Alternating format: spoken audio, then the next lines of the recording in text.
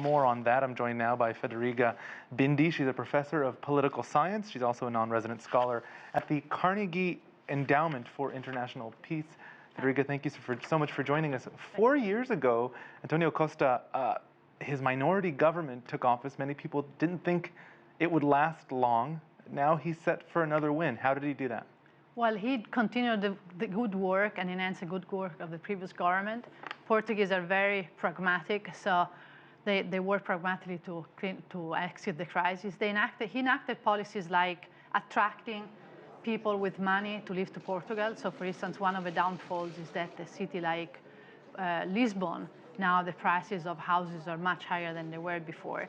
But in doing so, he attracted a lot of capital. If you visit Lisbon, it's amazing today. I mean, the services they offer, they also invested on ITs. And it's also a smaller country. It's easier to change a country with 12 million people than a country with 500, of course. But they worked very hard and very pragmatically to exit the crisis. Yeah, and doing so much more smoothly than, say, its neighbor Spain. Admittedly, Spain has 5 times as many people, but it seems that it's spending as much time on elections as Portugal's spending on policies. Well, they're two very different countries. Not only the size and the histories are different, but the history, Portugal is the oldest unified nation in Europe. It dates back, his territory dates back over 900, and is very homogeneous, which is not Spain. So Spain, although from certain points of view had a similar history in more recent times, they have very strong regional differences that add to the confusion, which Portugal do not have.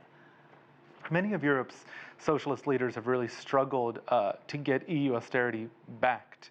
The past socialist leader from Portugal, José Sócrates, had to resign from Parliament after Parliament rejected his austerity measures, and that gave way, of course, to the right-of-center Prime Minister Pedro Passos Coelho.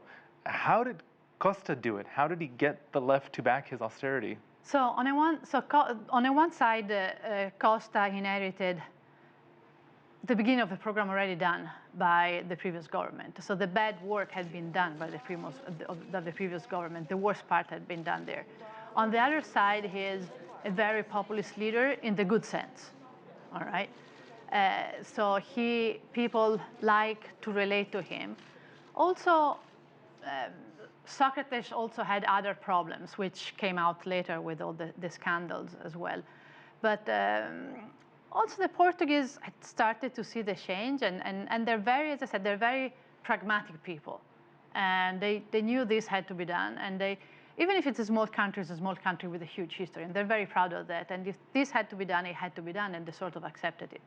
He was hoping to win an outright majority. That would obviously make governing easier, but I imagine that coalescing, which is what he's had to do in the past, is what in part triggered his popularity. If he needs the support of the left bloc again, I know they were angry at him, but will he get it? What this has been asked in the last couple of hours, and nobody have really answered back. But the rules in Portugal are such that, especially with this larger majority, he will be able to rule by himself with a minority government. And as the results are shaping, he will be able to play the other parties one against the other in a certain way. So it's not in a situation where there is only one party that he can govern with. He can govern anyway and make agreements with different parties as the time comes on different pieces of legislation. This was a good outcome for Costa? Yeah, I think it was a good outcome. Okay, Federiga Bindi, thank you so much for joining us. Thank you for having me.